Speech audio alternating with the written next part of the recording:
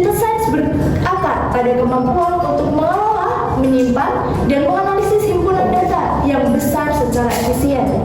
Proses ini sering memanfaatkan prinsip-prinsip himpunan seperti subset untuk memfilter data yang relevan dan subset untuk memahami konteks keseluruhan data. Ada kebutuhan yang meningkat bagi praktisi dan peneliti untuk memahami alur kerja data science karena pertumbuhan big data yang semakin pesat. Data science mencakup banyak aspek sehingga sulit untuk menangani semuanya sekaligus. Alur kerja data science umumnya melibatkan beberapa tahap. Yang pertama ada akses data, yang kedua eksplorasi dan validasi, yang ketiga ada pengembangan model, yang keempat pembuatan output model atau visualisasi, yang kelima ada analisis eksplorasi, yang keenam pemotongan data, dan yang terakhir adalah implementasi. Pada fase pemodelan prediktif, data science seringkali perlu pengulangan analisis sehingga hasilnya memuaskan. Selain alur kerja, terdapat juga peran penting dalam data science. Siapa sajakah peran penting itu? Ada 3 guys. Yang pertama ada data scientist, yaitu bertanggung jawab atas semua tahap alur kerja. Yang kedua ada data engineer, yaitu fokus pada pengelolaan data. Dan yang ketiga ada data analis, yang mana dia bertanggung jawab hingga laporan akhir selesai. Meskipun data science dan data analis memiliki tugas yang berbeda, pekerjaan data analis ini sering menjadi bagian dari tanggung jawab oleh data science.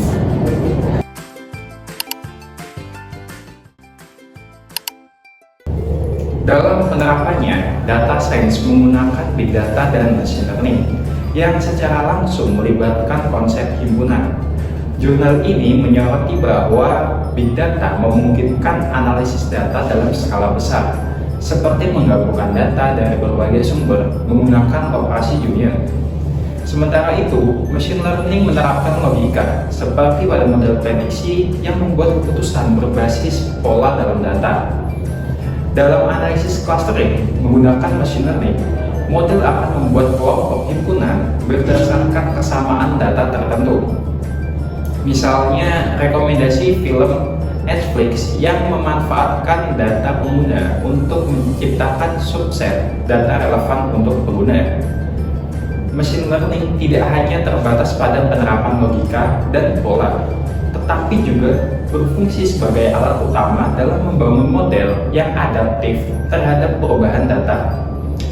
Salah satu contoh penerapannya adalah dalam bidang pemasaran, di mana analisis himpunan data pengguna digunakan untuk memprediksi preferensi konsumen. Hal ini memungkinkan perusahaan menciptakan strategi yang lebih tepat sasaran. Selain itu, dalam sistem rekomendasi seperti Spotify, machine learning digunakan untuk mengidentifikasi pola mendalam dari aktivitas mendengarkan pengguna, menghasilkan playlist yang relevan dan dipersonalisasi berdasarkan preferensi individu. Dengan demikian, data science memungkinkan pemanfaatan big data yang lebih luas melalui pendekatan berbasis himpunan dan algoritma pembelajaran. Jurnal ini juga menyoroti bagaimana data science memainkan peran kunci dalam pengelolaan sumber daya, terutama dalam konteks manufaktur dan logistik. Dengan memanfaatkan konsep himpunan seperti intersection, data science dapat mengidentifikasi faktor-faktor kunci yang memengaruhi efisiensi operasional. Sebagai contoh, analisis data dalam produksi dapat digunakan untuk menemukan irisan antara variabel seperti waktu produksi, biaya bahan baku, dan tingkat kerusakan produk, sehingga memungkinkan perusahaan untuk mengoptimalkan proses manufaktur mereka. Selain itu, dalam logistik, data science membantu merancang jalur distribusi optimal dengan menggabungkan data geografis dan permintaan pelanggan. Pendekatan ini tidak hanya meningkatkan efisiensi, tetapi juga mengurangi biaya operasional secara signifikan, menunjukkan fleksibilitas data science dalam menyelesaikan tantangan kompleks di dunia nyata. Tren data science yang diuraikan dalam jurnal juga mencakup peran logika dan himpunan di berbagai sektor. Contohnya, Data science telah menjadi kekuatan utama yang mendorong transformasi di berbagai sektor, memberikan solusi inovatif berbasis analisis data dan teknologi canggih. Dalam bidang layanan kesehatan, data science digunakan untuk memprediksi risiko kesehatan populasi dengan menganalisis faktor lingkungan. Sebagai contoh, penelitian telah menunjukkan bahwa paparan polusi udara seperti partikel PM2.5 berhubungan dengan peningkatan risiko kematian akibat COVID-19. Selain itu, data biomolekuler yang terstruktur dan tidak terstruktur digunakan untuk memprediksi interaksi antara obat dan protein tubuh, sehingga mempercepat proses penemuan obat sebelum uji klinis. Perangkat wearable seperti jam tangan pintar juga memainkan peran penting dalam merekam data kesehatan pengguna, termasuk tekanan darah dan detak jantung, yang kemudian dianalisis untuk memberikan wawasan personal tentang pola kesehatan dan potensi risiko medis. Dalam sektor keuangan sendiri, data science memainkan peran penting dalam memitigasi risiko dan mengoptimalkan investasi. Model pembelajaran mesin digunakan untuk memprediksi tingkat risiko kredit nasabah berdasarkan pola pembayaran dan data transaksi mereka, membantu lembaga keuangan mengelola portofolio kredit dengan lebih baik. Selain itu, analisis data historis mendukung pengembangan rekomendasi investasi yang personalisasi untuk nasabah, memungkinkan mereka mencapai tujuan keuangan dengan strategi yang lebih efektif. Penerapan data science juga memberikan dampak signifikan dalam pendidikan. Dengan mendemokratisasi akses terhadap pembelajaran berkualitas, universitas seperti Johns Hopkins menawarkan kursus daring tentang data science yang telah diikuti oleh jutaan peserta dari seluruh dunia, membuka peluang bagi individu untuk mengembangkan keterampilan baru tanpa hambatan geografis. Di sisi lain, analisis data kinerja mahasiswa digunakan untuk mengidentifikasi kekuatan dan kelemahan dalam proses pembelajaran, membantu institusi pendidikan merancang kurikulum yang lebih relevan dan efektif. Sementara itu, dalam bisnis digital, data science memungkinkan perusahaan untuk menciptakan pengalaman yang lebih personal dan relevan bagi pengguna. Contohnya Netflix menggunakan data historis untuk membangun sistem rekomendasi yang dapat memberikan pilihan liburan sesuai preferensi individu, meningkatkan kepuasan pelanggan. Selain itu, dalam periklanan, data science memungkinkan pentargetan audiens yang lebih akurat, menghasilkan iklan digital dengan tingkat klik yang jauh lebih tinggi dibandingkan iklan tradisional. Secara keseluruhan, data science telah membuka peluang untuk menyelesaikan berbagai masalah dunia nyata dengan cara lebih efisien dan berbasis bukti.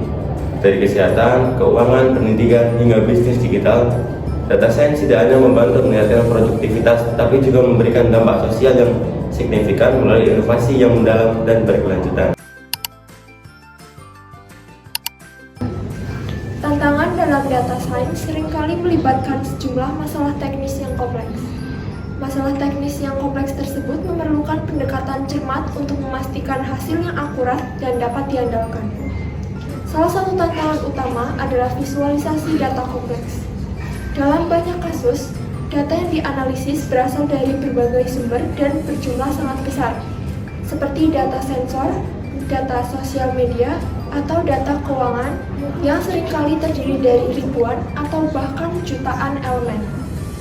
Setiap data bisa dianggap sebagai elemen dalam suatu himpunan yang lebih besar, dan kita perlu memilih subset data atau himpunan bagian yang relevan untuk dianalisis. Disinilah konsep himpunan bagian sangat berguna karena kita dapat memfilter data untuk memilih elemen-elemen tertentu yang memenuhi kriteria tertentu. Misalnya, data yang memiliki nilai dalam rentang tertentu atau yang memenuhi syarat tertentu. Di sisi lain, visualisasi membantu untuk merangkum dan menyajikan data tersebut dalam bentuk yang lebih mudah dipahami, tetapi dalam skala besar dan dengan dimensi yang banyak. Membuat grafik atau diagram yang efektif dan informatif bisa sangat sulit. Disinilah teknik-teknik seperti pemetaan dimensi tinggi, pencocokan pola, atau visualisasi interaktif digunakan untuk menggali wawasan dari data tanpa kehilangan detail yang penting. Tantangan lainnya adalah memfilter subset data yang relevan, yaitu saat bekerja dengan data besar, tidak semua data akan berguna untuk dianalisis. Oleh karena itu, penting untuk memiliki cara yang efisien dalam memilih data yang relevan sambil menghindari kehilangan informasi berharga. Ketika bekerja dengan algoritma machine learning, konsep logika proposisional dan predikat digunakan untuk membuat keputusan berdasarkan input data. Misalnya, keputusan apakah data tertentu seharusnya diterima atau ditolak bisa didasarkan pada suatu proposisi atau kondisi tertentu yang diuji terhadap data yang tersedia. Dalam hal bias algoritma, kita dapat menggunakan konsep himpunan untuk memodelkan data yang digunakan dalam pelatihan model dan operasi himpunan seperti intersection atau union untuk memastikan keseimbangan data dari berbagai kelompok dan tidak ada kelompok yang terabaikan. Perlu penentuan aturan yang adil dalam proses pemodelan machine learning untuk memastikan bahwa model tidak hanya akurat, tetapi juga mampu memprediksi hasil dengan cara yang tidak berpihak terhadap kelompok tertentu, menghindari ketidaksetaraan. Hal ini melibatkan teknik seperti normalisasi data, penyeimbangan kelas dalam data, atau bahkan audit algoritma untuk mendeteksi dan memperbaiki potensi bias. Dengan demikian, meskipun teknologi machine learning menawarkan banyak manfaat, perlunya transparansi dan akuntabilitas dalam setiap langkah proses pengembangan model menjadi sangat penting.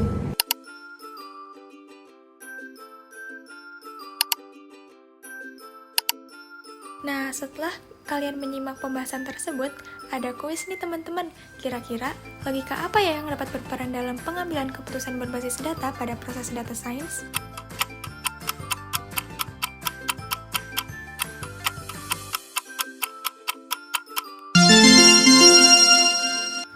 Jawabannya adalah if then. Wah, siapa nih kira-kira yang benar?